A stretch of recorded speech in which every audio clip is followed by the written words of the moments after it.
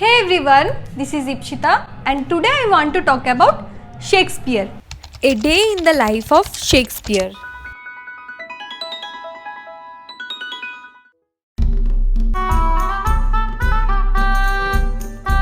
Shakespeare is really a true artist, a creative giant. We all know that. And yet, the question remains how? How does somebody get to that level of being so prolific that they create millions and zillions of work over their lifetime, leaving behind a series of masterpieces? So, what are we doing here exactly today?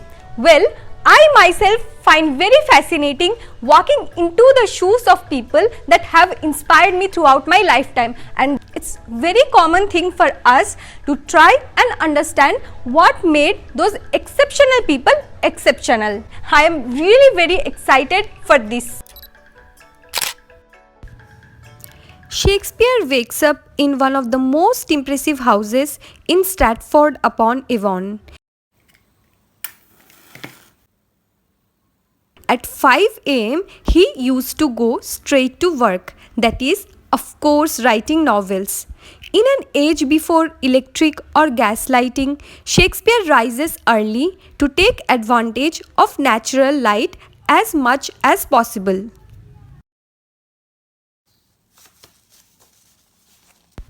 Though much of Shakespeare's work was based on other stories, meaning he would have needed a study with a large number of books to refer to. To be or not to be? That is the question. Cowards die many times before their deaths.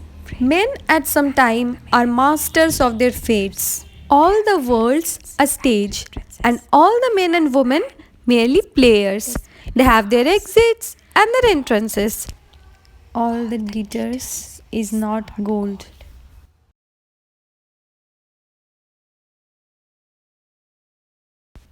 At 6 am, Shakespeare gets up and goes for a bathroom trip and freshens up a little bit for breakfast.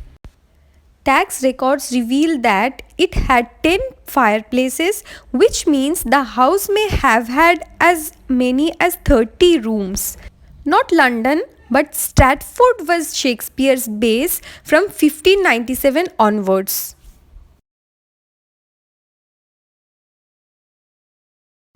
Shakespeare takes a break from writing to enjoy a morning beer with his family, which was his breakfast time from 7. It was commonplace in 17th century England to drink beer instead of water. Oats, along with drinking ale, was one of the healthiest ways to stay hydrated in Jacobean England.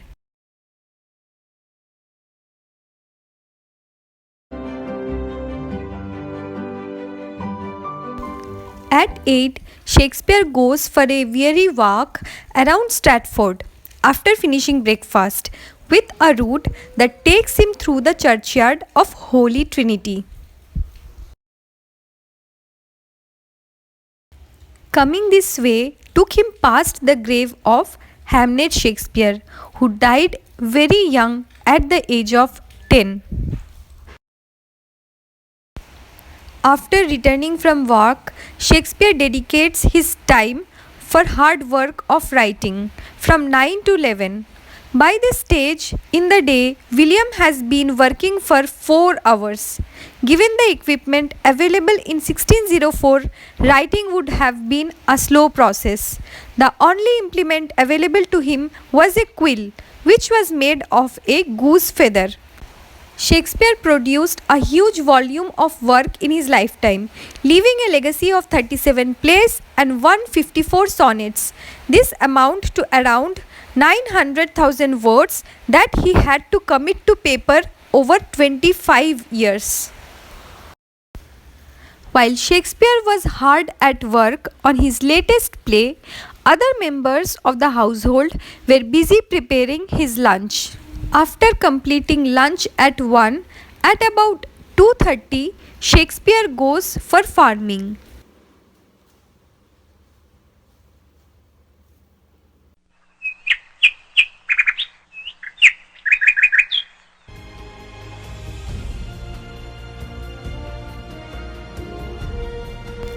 Shakespeare was a major landowner.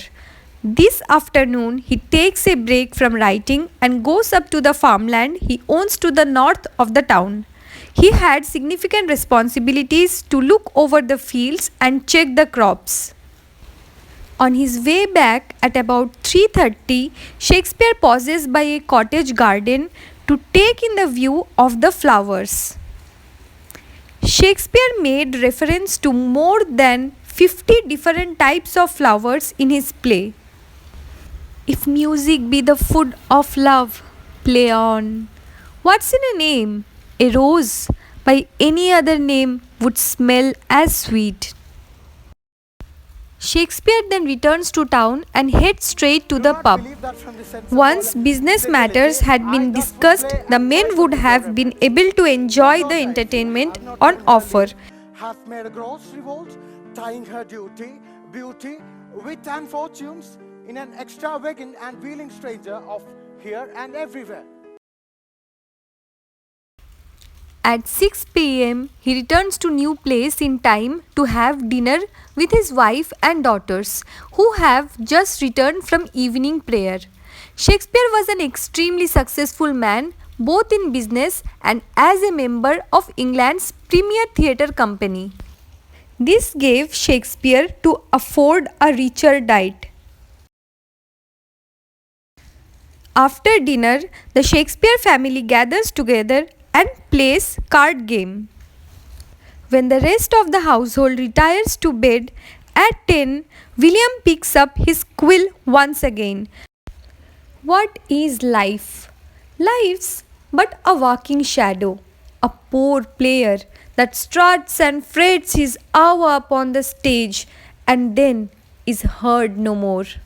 It is a tale told by an idiot full of sound and fury, signifying nothing.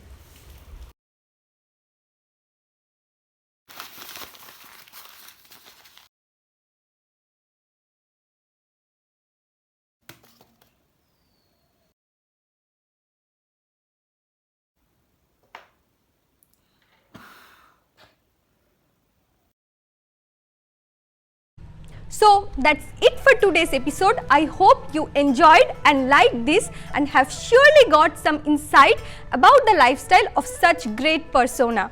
But Shakespeare really had a timetable that can fit so well into our timetable as well, as it is actually an ideal one.